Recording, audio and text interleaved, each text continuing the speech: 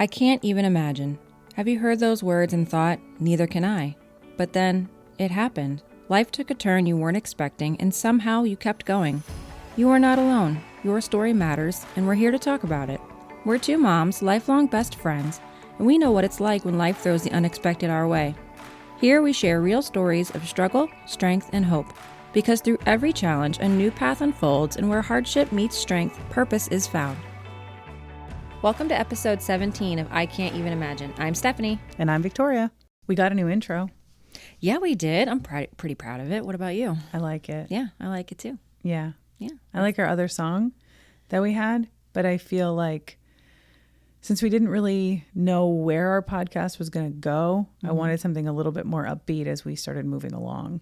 Yeah, I like where the direction is going. It's still staying true to, I think, our original, just the original inspiration and the original idea, but it's a little bit more freeing, I guess. I don't know. There's more variety.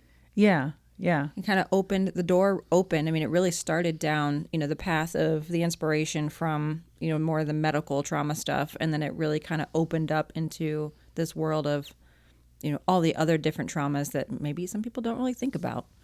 And we didn't really think about, I don't think.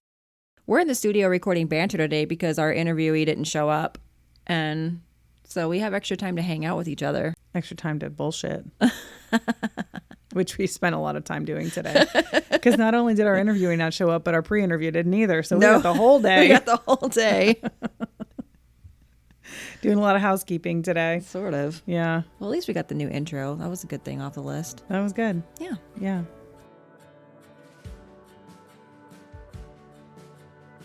Dude, I have the funniest story. Yesterday, I was cleaning a lady's house. She's in her late 80s. I met her last year, and around Easter, she had told me that it's demonic to give your kids an Easter basket because she had asked me, do you give your kids Easter baskets? And I said, well, my grandma has always been very prideful of giving that to them. It was her thing for them. So I've never really had to. But this year is my first year doing it. So I'm looking really forward to it. I get to put everything together and how fun. And she's like, well, that's just demonic and da-da-da. She's very church-going. Fast forward to yesterday. She's telling me that she went to a concert over the weekend. She tells me that her son was like, oh, cool. What kind of concert? She said, oh, you wouldn't like it. It was a symphony. And so I asked her, well, what kind of music does your son like? And she goes, that demonic rock and roll. Oh, it gets better. And I said, oh, really? And I go, what do you mean? Like that monster music, that heavy metal? And she goes, no, all rock and roll. I'm like, really? It's all demonic? Oh yeah, all demonic. And I said, why? How? Mm-hmm. And she said, well, you go to a rock and roll concert and the music is so loud that it makes your heart pump.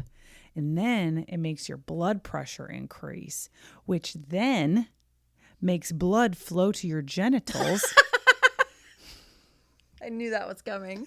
And then she said, then that's when everybody goes and has sex in their car. What? Dude, I was dying inside. Dying. What? I know. I go, what about Christian rock? Uh-huh. And she's like, that's even worse because it's under the guise of God, but it's still demonic. Everybody's just walking through the parking lot after the concert. Everybody's just going to be banging. Sex in their car. Okay. Because their genitals get swollen with blood. I was like, yikes. Did she have experience with this? That's what I'm saying. Is she projecting her teen life? She go see Elvis back in the day know. And saw all that hip thrusting and was like, I got to go work this out. That's what I'm saying. And then her genitals got all swollen with blood. I was like, good Lord. Oh my gosh. My kids had a teacher. Two of my kids had this kindergarten teacher. Amazing teacher. Southern Baptist school, okay? It's a great school, but some of the beliefs are a little... She told my son in kindergarten, and my son told me that, that rock and roll was of the devil. Oh, no. Yep. And I was like, well, too bad. Because we're jamming out in here. That is so funny. That's crazy, though. Yeah. Rock and roll is evil. I know. Too I bad. just thought you'd appreciate that. My husband loved it. I really do. Oh, so funny.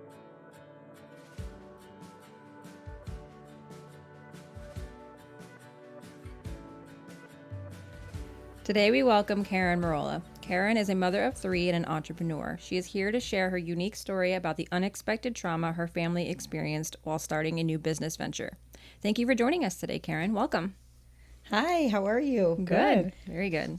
Good. Thanks for having me today. Absolutely. So your story is a bit different than what we're used to, but I still think that because it affected your family so drastically that it's still really important and a lot of people can relate to it. Yeah. I think this is like a major traumatic event. Yeah. I do. Absolutely.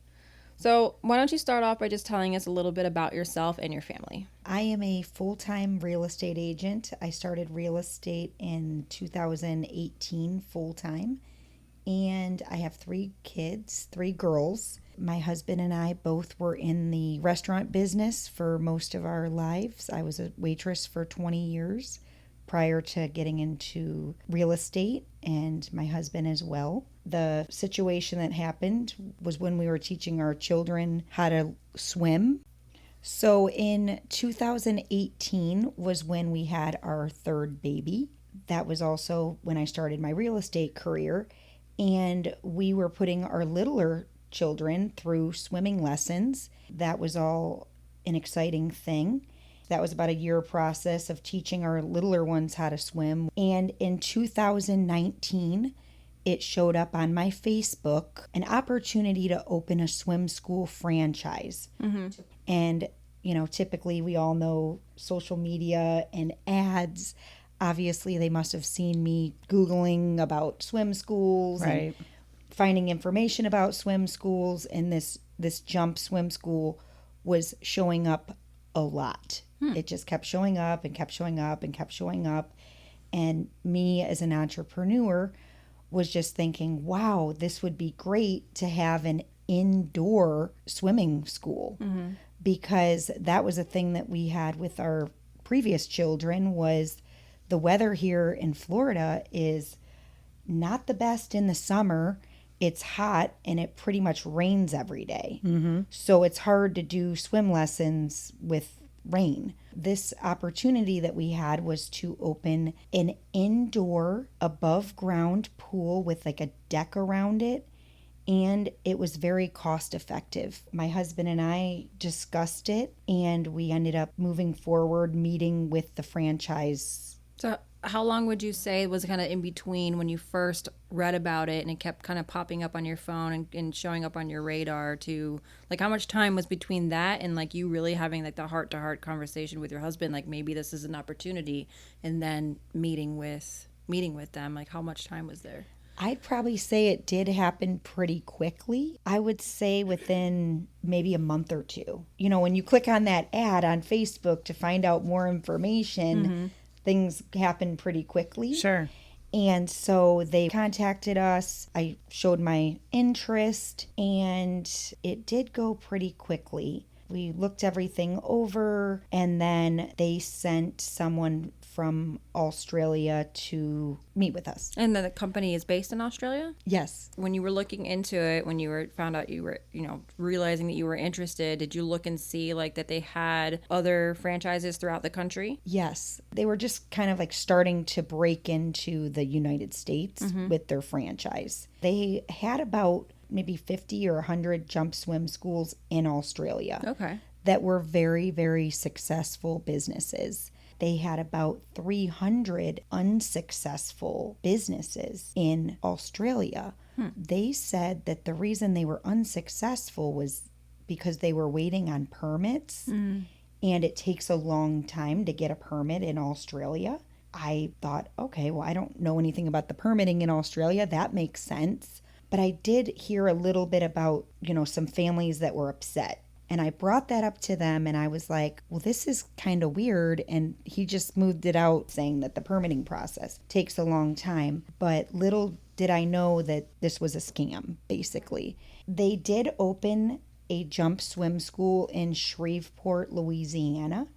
It is actually still there now. Wow. Still called Jump Swim School. And I got very close with the owner. I called her several times.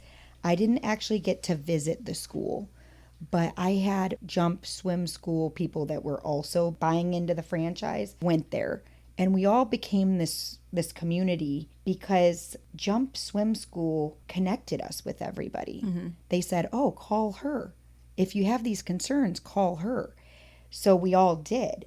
And then we all got to find out that they were building another one in Florida outside of Jacksonville. And her and I became besties. Like, we literally talked every day for a year. And there was a couple in Texas, one in California, Georgia. So we all So became... you're seeing these pop up and you're like, you have no reason to really doubt, right? That this is like a real... Well, this is a real thing. We were starting to doubt when we started to really start the process of opening. So one of the big kickers and where the scam came from, you give them money when you sign a lease. So they come here and help you pick out the property and you sign a lease. So we signed a 10-year lease at Shops at Vanderbilt in Naples, Florida, and Jump Swim School was the guarantor on the lease. Okay. And I imagine it in my head probably hundreds of times, meeting with the owner of the plaza. We're in the space. We're looking at the space. We're talking about what we're going to do. This was prior to us signing the lease.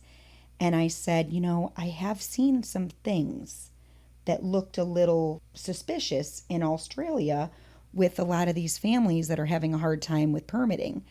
And I said, did you see any problems? Because this owner is the guarantor on the lease. So he's the one guaranteeing the money Right. for the lease. But also my husband and I did sign it as well, but he was the guarantor. And she said, oh, wow, I looked it up. Everything looked good. So I was like, perfect. Everything looked good. We signed the lease. We gave them a deposit of $16,000 right then. We got the lease. Everything was negotiated, and we secured a space that was just absolutely amazing. It was right next door to the wellness center. They have a really nice gym. Now it's called Naples Family Fitness. So I just was dreaming of just so many opportunities with the gym. And also I did bring up to Jump that I would have wanted to do water aerobics. A lot of older people like it because it's good for... It's easy on their joints. It's easy on the knees. Yeah. So, but Jump Swim School was like, no, we just teach kids how to swim. Like we don't incorporate that. And I was like, okay, no problem. And they sent us everything. Like we could open a swim school right now with all the information that they sent. As I mentioned, there was about 100 very successful Jump Swim schools in Australia prior to him, the owner, having this scam. And his system was great. I absolutely love it. I think it's the best way to teach kids how to swim is actually having a parent in the pool. So they're teaching you how to also teach your baby. Right. And they started as little as newborns with the moms. And that's so important down here because we're in Florida. I mean, you hear about drownings on the news all the time. I mean, I know a lot of families have looked into like ISR. I looked into ISR for my kids, and that teaches the kid like what happens. What do they do when they fall in? Like an emergency situation, and if they fall in with their clothes on, how to float and how to get out. And we're literally on swampland. I mean, yes, it's not just pools; it's the ocean, it's the lakes, it's the swamp. We have water everywhere, and I could have seen that being so successful, and like your brain must have just been going like a million miles a minute thinking of the possibilities of where this could go. Yeah, for sure.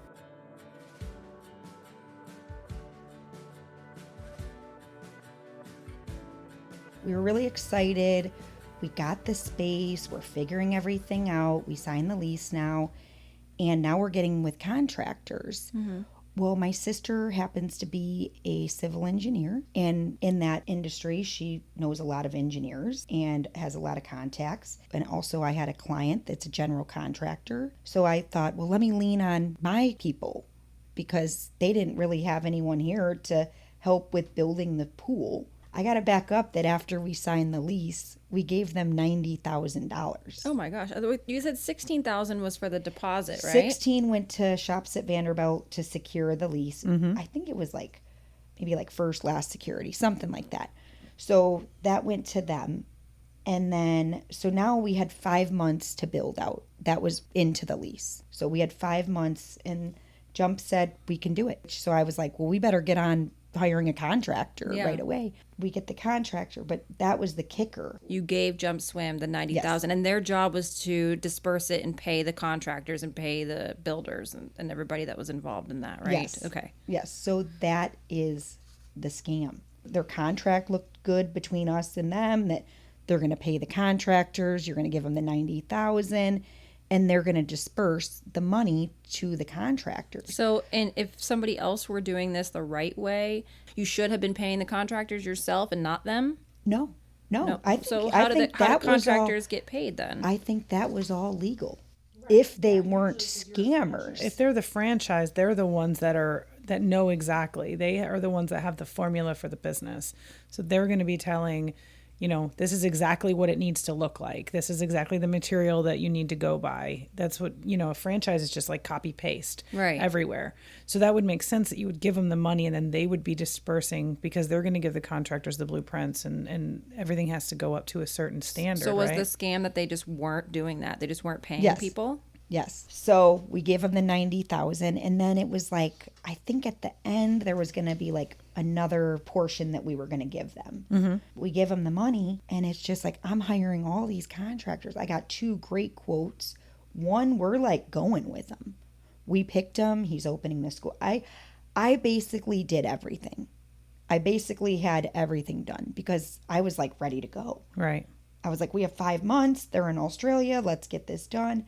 I had a pool contractor, everybody. Now, the one thing that they did with the money was they reached out to an engineer in Florida. I think they gave him $1,000. I think there's still an outstanding bill of like $5,000. That engineer had to go to Orlando on behalf of Jump Swim School to make sure that the swimming pool was going to be correct.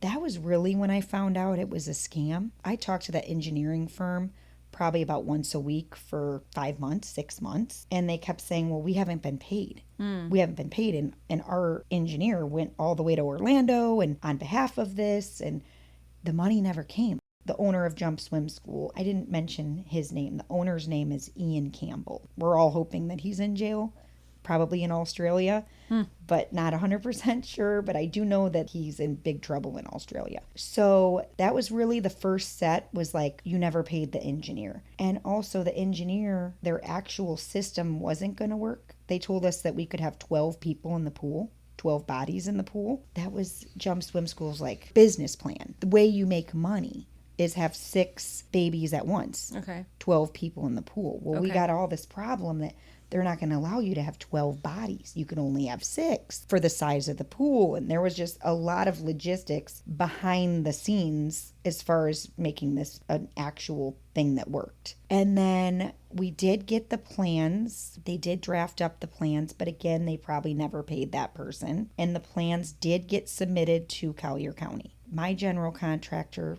they're like, these plans are never going to get approved.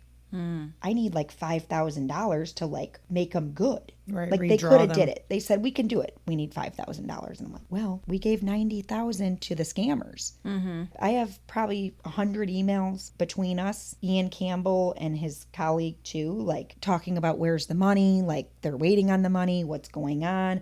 Oh, it's coming, it's coming, it's coming. Well, it came down to the fact that we realized that it was never coming. My bestie outside Jacksonville was a little bit ahead of me, realizing that it was a scam. She got blessed that her owner that she signed a lease with let her out free and clear. Her owner was amazing. Her owner said, you know what? You got scammed. I'm sorry. I'm not going to hold you to this lease. Yeah. And let her out. Wow. Unfortunately, my husband and I, we did not get blessed. Right. At all. We got attorney after attorney after attorney trying to get us out of this mess. Coming after you guys. Yes. Right. Yes. No, did they try to say anything to you? Like, because obviously it's another country. Did they try to give you like the go around about like, oh, the wire, it was like a wire transfer or whatever, like the money got tied up because we're in another country? They never tried to pull any strings like that? No, they got the money. Oh, just ghosted you? No, nope. I mean like their excuses for the money not being sent. What do they try to tell you? Oh no, they know. We know they got the money. And no. I know they got the money, but I'm saying for the money. When Ian Campbell, when he wasn't making the payments, what was his response to you and why he wasn't making the payments? Everything's great. Well, we're just waiting. Waiting on what? Yeah, his emails are just so beautiful that everything's Like great. very businessman, very charismatic, probably, So I would imagine. again, let's go back to I think it was about 300 families in Australia. 300 families in Australia that he's been doing that to as well. Wow. All the money. Was he always like that, or was that like, do you feel like it was like a decision where he was That's like, the I'm smart thing. enough that I can figure this out, that I can get my money and run? That's the thing. Because there's He so had many that are very established, right? successful. He was in all the videos. If you look at YouTube right now, Ian Campbell Jump Swim School, you will see amazing videos and you will see beautiful swim schools. They're gorgeous. Like, I was so excited. I couldn't wait. It was just his system and his swim school is amazing. Like, it was perfect. It was exactly what every kid they'd want to go there. It was a fun environment and everything was great. What was going through his mind? Like, why did he do this to so many families? I don't know. He is a scammer. He is a scammer. He took the money and nothing ever happened. And he was very good at it. Very good at it. The emails, never one time did he tell me that he was a scammer. No, of course not. Never one time did he show his colors. The only way I knew was talking to the owners in Texas, the one in California. The interesting thing is one of the franchisees in California is an attorney. That was pretty interesting that he signed this contract. And Right. Ian Campbell is very, very good at what he did. Well, I imagine the contracts were pretty awesome. Like, they were probably pretty good, right? And up to this point, because you're not going to get people to give you all of this money if you're not at least in the beginning showing like that this is real, right? You got all the stuff. I'm sure you got the pamphlets for the families and you got all of the marketing materials and things, right? Did you get that stuff? Right. Everything. User manuals or teaching manuals or whatever, right? And he's getting you up to a certain point. So you really believe that this is going to happen. Yes. And then once it's like, I bet other families probably went a little farther than you. They probably got contractors hired and things, right? Oh, because, yes, they did. But he's probably using your money to pay for those contractors. That was in Texas. Right. But he's using other Yes. people's money. He's signing up people and using their deposits and their money to pay for people's money that he stole over here to keep them that carrot dangling. Hey, I got the contractor, da-da-da-da-da. They're coming and I got the engineer, has drafted a thing and it got approved and all of these things, right? Yes. And that's how he's dangling the carrot. So how did you let him know, like, hey, bro, I'm on to you? Well, Shops at Vanderbilt got involved. Okay. I mean, they were very involved. They knew, like, I was in communication with them, telling them that I just don't know. I just think I got scammed. And so, Ian Campbell was we actually had a meeting. We recorded it too on Zoom and how everything's going great and we're going to open and we're just so excited. But I still lost hope. I was like, no, there's no money. Nothing's happening. We were trying to get him to come here and get him in handcuffs, to be honest. Right. Because we were like onto the scam. So we had that meeting and honestly, it just basically fizzled out. I actually never tried to go after him because one of the owners did hire attorneys, spending all kinds of money on retainers and, the attorney fees are just going to be astronomical when they realize that he's in Australia and nothing could happen, unfortunately. So we didn't go that route. And where it got really ugly was Shops at Vanderbilt coming after our family. If he's the guarantor, wouldn't they have to go after him first? I guess you would have thought that, but we signed the lease and I did go to attorneys and I went to multiple attorneys, probably like 3, just to have a initial what should I do? And honestly, all of them said settle with Shops at Vanderbilt. Settle because honestly, this is just not something you want to be fighting in court because what I could probably settle for would be better than attorney fees and time. Right. Time and money. So I believe we settled, and I'm not quoting anything, but I think we settled for about $30,000. Is what you owed them. We were going to give Shops at Vanderbilt. So they already got the 16, and we tied them up for probably 6 months, I'd say. of nothing happening for 6 months. The very interesting thing was that we were going to open our swim school in March 2020. So, okay, is that a blessing? Right. Is that a blessing? So I try not to look at it at the bad side because we were going to open 2020 of March if everything was perfect. So that obviously didn't happen. I think I maybe pulled the trigger like right around that time, which it was just like, okay, we're done. Let's settle this. So we settled for the $30,000 and I was paying $500 a month for maybe a couple years. And they got a very successful business in there right away. So you were 6 months into your lease. First, last, and security was probably paid from the 16 grand. So who was paying the rent for the 6 months? That's part of the build out process. You don't pay anything. That was kind of, that gets rolled into it. It's standard when you're negotiating a lease to have that build out time that you don't pay rent. Okay. And then first month's rent would have been maybe April or something like that. And they were coming after us like I had to pay the rent. Like the 5 months was up or whatever it was, but it was up. Here I am, and I got into a bit of a financial hardship with real estate, was great, and then it just fell off. And I said, you know what? I'm not going to pay. I just stopped paying. I just got upset. I was just done. I was like, I'm not paying. Well, don't do that. Don't make that mistake, everybody. Don't do that because our settlement was through the courts of Collier County. And the clerks of court is going to get their money. Don't mess with the government. And when you owe someone money like that, they are going to get it. And they are going to do whatever they can to get their money. And I guess I should have handled it differently. I should have said, we're in a hardship. Do you mind if we put it on hold?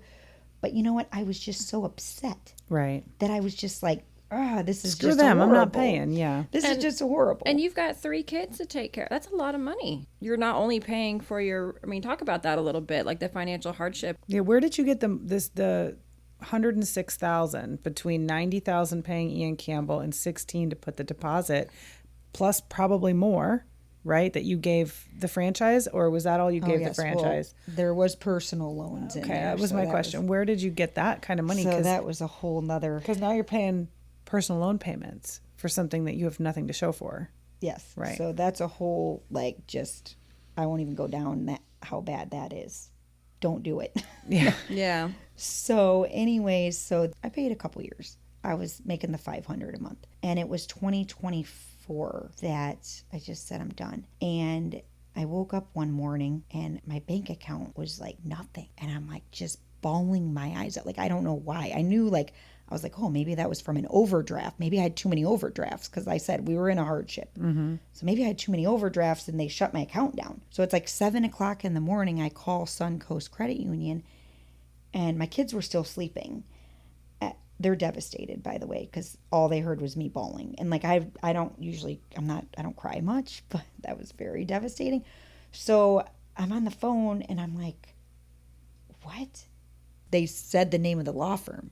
Froze my account. I was like, my account's frozen? Oh my gosh, what? So now not only now we have no money. Our account is frozen. So this is a joint account with your husband too? No. His is separate. So I'm bawling my eyes out. Oh my gosh, the kids just woke up. What's wrong with mom? They heard me on the phone saying, my money's gone. My money is it's froze, it's gone. So they're just oh my gosh, we have no money. What's going on? And they're still they'll never forget when mom's bank account got frozen. But go into the bedroom, say, Dad, he was still sleeping too. It was really early when I noticed this. So he's still sleeping and he looks at his phone, his account too. Was it a different bank? They went after both accounts. Oh, yeah. We have no money. Yeah. We have no money. We don't hide mattress money, which that was a whole nother thing. That I was bawling my eyes out. My mom's yelling at me why I don't have any mattress money. I'm like, well, do you not understand the overdraft fees that I'm paying and trying to just barely hang on? I'm not hiding money. I don't have money to hide, Mom. Right. There's no extra. There's nothing there's nothing to hide over here. There's nothing to hide. So it was just frozen. And my sister was a complete blessing. She showed up immediately at my kids' school with an envelope of cash for us. Oh. And that was able to get us by. And it was about a month process. And it definitely like really ruined us because I'm never like, yes, I had some overdraft fees, but they always like paid my bills. And then I would always be able to make it up. I was not behind on any of our bills. We were always like just Barely hanging there. on Yes. by a thread. So I've never been late on a car payment or any of my payments. I've never been late on like FPL or anything. FPL is like doesn't like me anymore because now I can't be on the auto pay because I didn't make a payment. And I've done that. And I was late, so it's horrible. That's probably the worst thing is I gotta remember I gotta pay FPL because they won't automatically take my money now. Yep. My car payment was late. I did end up like figuring it all out, and being as I'm in real estate, I was getting a closing very soon. Oh, I was like waiting on a closing check, I think. They couldn't even put it in my bank. It got kicked back, so my brokerage had to mail it to me, and I had to go open another account, and it was a very long process. Did whoever was responsible for freezing your accounts, did they find that you had opened up other accounts and then try to freeze the next ones? Well, that's good. Because that would have been my fear. I would have been I need to cash this and then actually keep the cash and not. Anyways, I did open a business. I have an LLC for my real estate. So I was supposed to be doing that anyway. So I opened an account in my business name. Basically, it was just horrible. A month of no money. With 3 kids to feed. Yeah, no, and I went to I like literally showed up at the Collier County. Well, I first called the law firm and was just like, "Are you kidding me? Like, are you kidding me? Like, are you a person? Right? Do you have a heart?" He like knows my story. Like, this has been going on since 2019, getting scammed. Like all of us. Well, I signed the settlement or whatever, so that was that. The bank account's frozen. There was this nice lady at Collier County that kind of like showed me the ropes because I had no idea. Like I couldn't get to anybody. And I was like crying at the counter at the clerk of courts in Collier, like, what do you want me to do? Right. Unfreeze my accounts. It turned into a big old thing. And we got blessed with an attorney helping us. My husband had to sell a lot of his liquid assets, and we had to come up with $30,000 instantly. Wow. So we were able to settle with Shops at Vanderbilt that month. Otherwise, we were in jeopardy of losing Phil's family cabin. They were coming after anything they could. Wow. Anything they could to get their money. Yeah. Didn't matter. Yeah. So it ended up being okay. You know, we were able to pay them, but obviously had to pull into our investments to be able to settle. Did you say something about your husband's wages being garnished at any point? Were they taking money out of out of your paychecks and stuff too? Yep, that was with the personal loans. Yeah. Ah, okay. So take us down that road then. So, I don't even know. Yes. Are you still dealing with that? Are you still paying off those personal loans? So we're getting very, very close. Okay. We're getting close. So it's going to be a great celebration when we're completely debt free. Yeah. And that's something that I've been praying for years. And it's just like, come on, God, like, please, you know. And so, but we're getting close. Yes, that was 18 months of garnish. It's not anymore. It's done now. That's but paid off. That's a and long then, time. Yep, but there are like maybe another one. So it's just, yes. So I bet your credit took a dive. Oh, we're both feeling it. Yeah. Yes. And I do feel horrible for my husband because he had perfect credit and it was all in his name. But we were both in this together. Even though I found it, it was like before we wired the money, it was like, you know, we're good.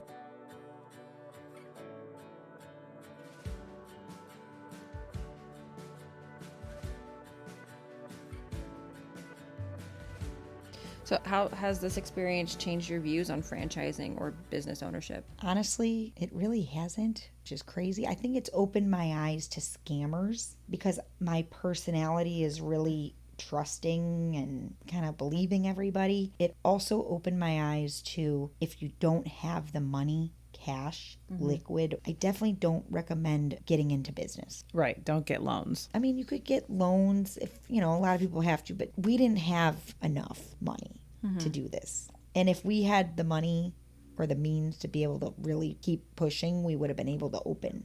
Right. So that was one thing. But as far as like still being an entrepreneur and like wanting to open more businesses, I've got like 4 in my prayer journal right now, but they've been in there for 5 years. Nice.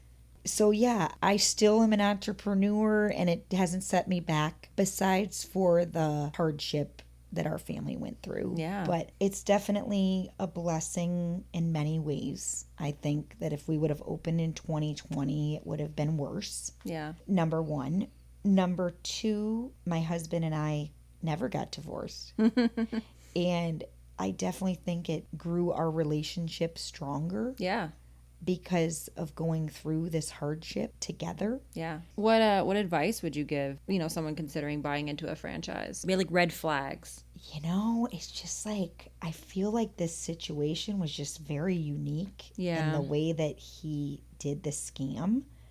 I feel like I said, that happened to an attorney. Right. That happened to families. If an attorney doesn't see it, then man, he's really good.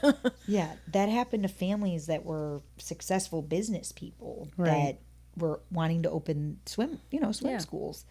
So, but I would just, the biggest advice, like I said, is just have the money.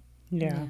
And I think so many businesses fail. We just looked it up. 20% of businesses fail within the first year because they don't have enough money. And I will tell you that basically every single one of my friends and family that I talked about swim school with kind of knew or thought it was a scam. Really? Yes. I'm wondering if the lady in Louisiana who has a jump swim school here in the United States and who's successful, was she somebody who maybe had extra money to pay for the contractors, even though she gave the money to Ian Campbell? How was it that things were able to get done for her? Maybe because he was stealing money from all of you guys, paying for her swim school and thinking he could sign other people up to pay for your swim school. No, we found out later that contractor never got fully paid. He gave that contractor just as little as he could to get him to get it done. He owes that contractor a lot of money. Ugh. And that same contractor was going to go all over the U.S. I think he was ready to go to Texas, and I think he was building Texas out too. When he found out it was a scam, I've actually never talked to him personally, but my bestie was very involved, and she did talk to him. So my bestie was like a stay-at-home mom, and so she had more time. She had 2 kids too, but she had more time to really like dig deep into this. And she found a lot of it out. That was when she's like, Karen, you got to get out. It's not real. I dragged it on for about another 2 months. Yeah. Well, you didn't want to think it wasn't real. No, I was just like, there's no way. And she's like, get out. So I don't know. Like the biggest advice is just, really, really, really have the money and take your time. Like when you were asking how long the process was, it was like 2 months. It was like swim school. Let's do it. And that is my personality. Like, I'm ready to go now. Like, okay, we can make it work. That's how we are to a fault sometimes. Bite off more than you can chew. Yes. Yeah. Let's do it, but it's not a bad thing. Right. Of course. And I wanted to open maybe 10 or 15 of these. Right. And they were all about it. Oh, that would be great. Anything I said, they were just like so easy and everything's perfect. It's so easy. Wow. That's tough. What a reality. Yeah. So also, I just think giving them the money up front was probably a red flag. And I think that's where all of our friends and family were like, you did what? Some company out of Australia that you just... That's why I asked the question, like, is that how it's supposed to go? Because I personally know nothing about franchising. So that's why I was curious, like, are you really supposed to hand over the money to them and then they handle things? Because that sounds weird. I think so, because if, you're going to go and own a Subway, right? You give the Subway the money and they build it out. They do everything. Yeah. And then you pay them your franchise fees monthly to, run this business. So, and that's how they make their money on the Subway side, and you make your money on the profit side running the sandwich shop. Yeah. But yeah, I think that is a legitimate way to do a franchise. They wouldn't build something out if they didn't think you had the money. Yeah. You know? Yes. They're not going to front you the money. You got to pay them. I understand that, but like that's just how more my brain was going. Like I could see where your family would have been like, how do you not see that that's a red Probably because it's flag. the company, it's all the way in Australia. Because it's in Australia. And they're just dipping their toe in here. I would be wary of that too. Yes. If he was from the U.S., he would be in jail right now. Yeah. Of course. And there's nothing you can do. I mean, there's got to be something if you all here banded together to get some kind of lawsuit or something. There's got to be something because you used American money, right, to send it. Did you wire it to him or write him a check? Wire. Everyone wired money. I don't know if that's a red flag either because I don't know anything about international business. So Right. That's crazy. Yep. It sounded great. You know, like I said, we got this very successful swim school. Australia's similar climate to Florida. They got, you got the water. Yeah. You want to teach your kids how to swim. And I got this great concept. So it was he just had a really, really, really good scam. And he was really good at it. Yeah, I wonder if the first 100 that are super successful in Australia, he would probably steal the money from the other people to pay for that swim school to get made. So now he's got a successful one. So he can now sell this idea to more people who will buy in. I mean, if I was a scammer, that's what I would do. You're kind of robbing Peter to pay Paul. That's how people do it. After the hurricane here, we had a contractor. He's a husband of a friend of mine. And one of my customers has an Airbnb and it got flooded. And I said, well, my friend's husband is a general contractor. Let me call him and see if he can at least come in like less than a week after the hurricane and just demo so mold doesn't continue to grow and things. He came out, demoed. He talked to the homeowner, got him on board to do the whole remodel. He's like, your kitchen can come out. The kickboards are all swollen, so the insurance company's going to approved the kitchen and the bathrooms. We can gut those and all this. Well, he gutted the kitchen, didn't gut the bathrooms, trying to save money or something. They ultimately decided on that. He wanted all of the money for the project up front, didn't even get halfway through and dipped on everybody. And he hired my cleaning company to come in because he was doing this stuff to other people's houses.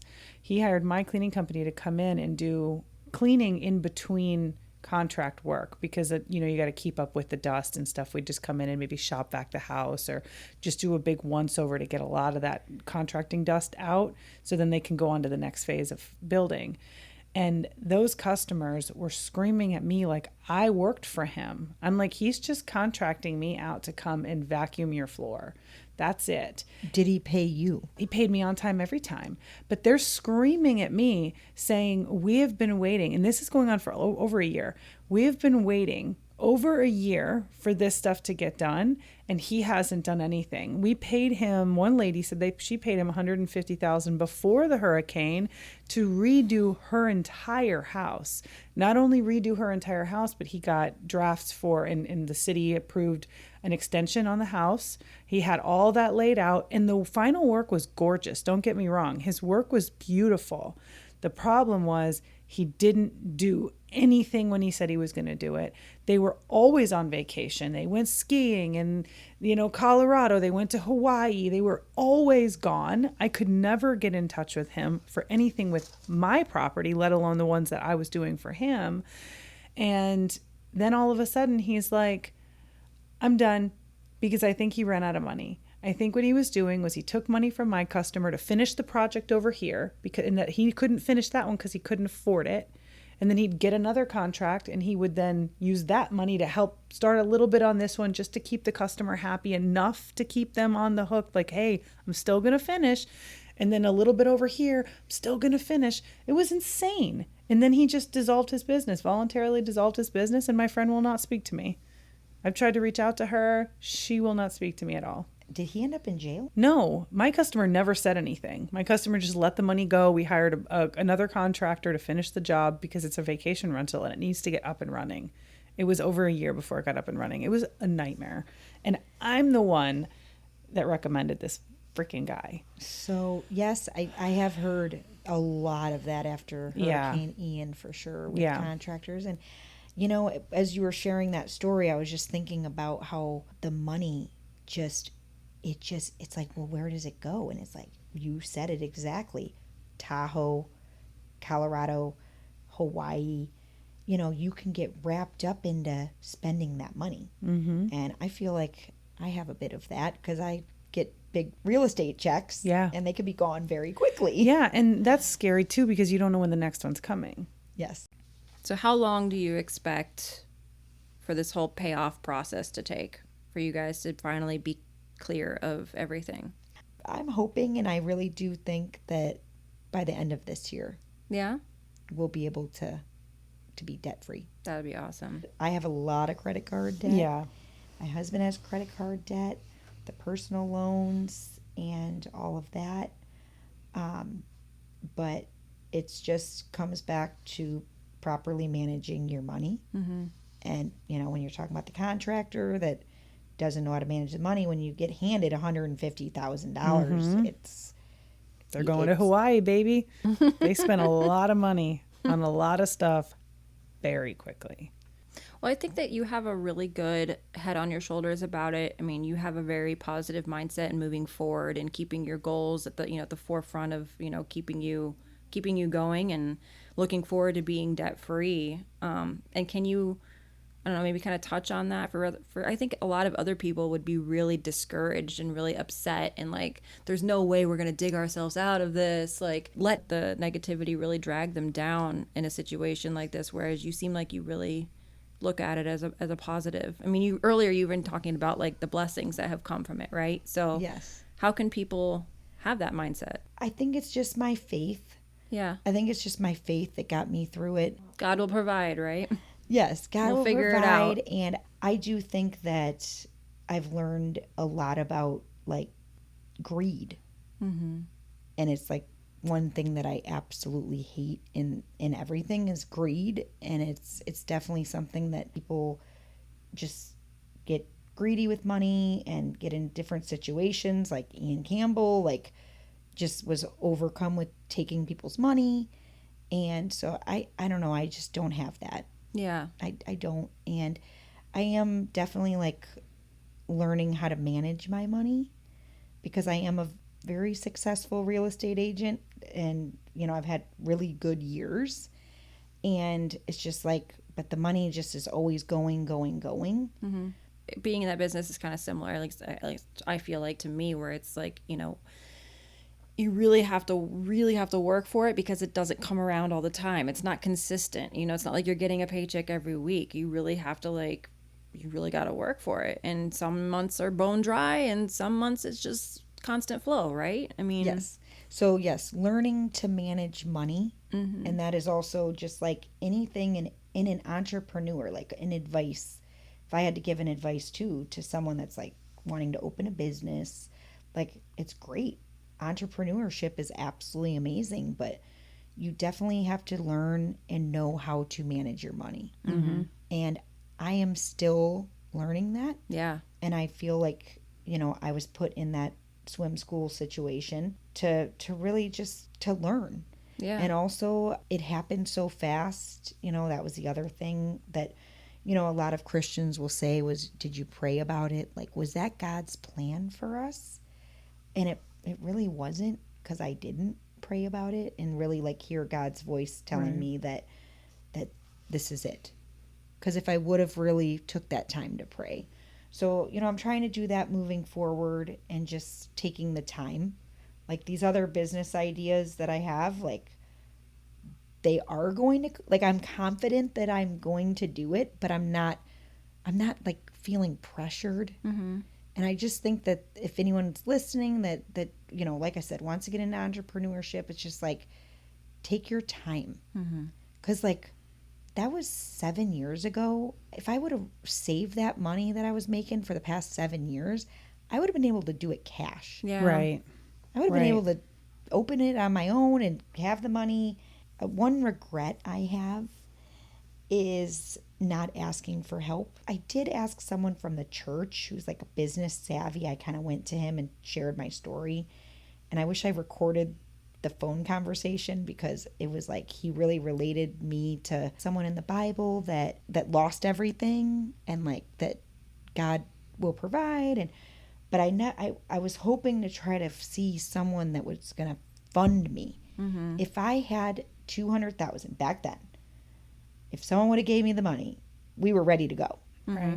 We were ready to go. And I really did. I feel like I should have went more for getting the money and not letting it go. But then, because it could have been a legitimate business had you had the extra money to then just pay the engineer and pay the contractors and get it all built up, right?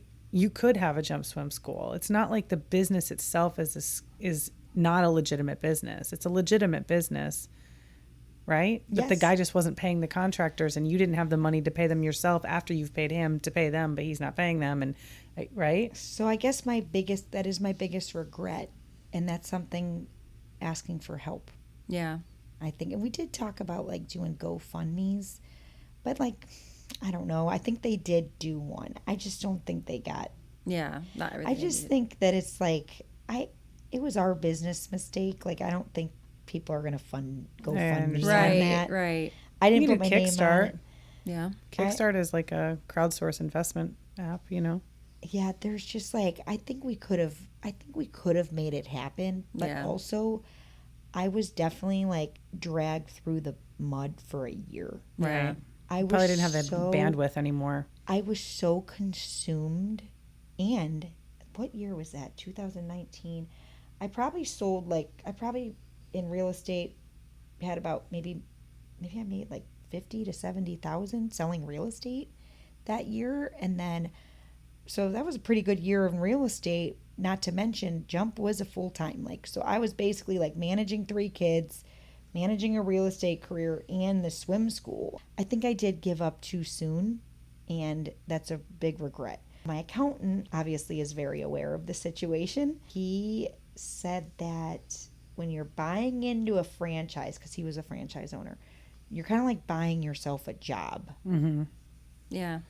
So he didn't really like love the idea. A lot of people were like red flags, but you couldn't get me off the fence. You Yeah. just couldn't. If you really have a drive for something in business and something happens, it's like your drive is just enough to have that successful business. Mm-hmm. It's just like the energy is just exploding out. Right. Thank you for coming in, Karen, and sharing your story. Oh, thank you so much for having me.